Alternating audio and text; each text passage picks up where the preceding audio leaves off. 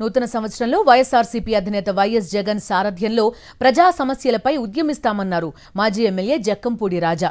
రాష్ట్రంలో అరాచక పాలన కొనసాగుతోందని, కేవలం రెడ్ బుక్ అమలుకే ప్రభుత్వం ప్రాధాన్యతనిస్తోందన్నారు.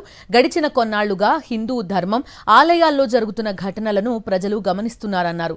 ప్రభుత్వం వీటిని సరిచేసుకుని ప్రజా సంక్షేమంపై దృష్టి పెట్టకపోతే మూల్యం చెల్లించుకోవాల్సి ఉంటుందన్నారు.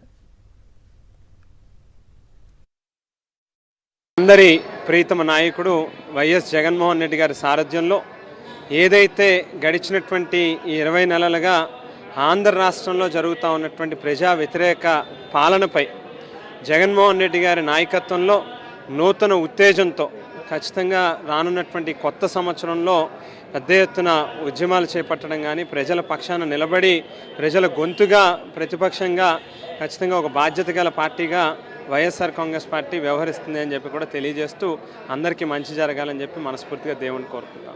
ఒక పక్కన చూస్తే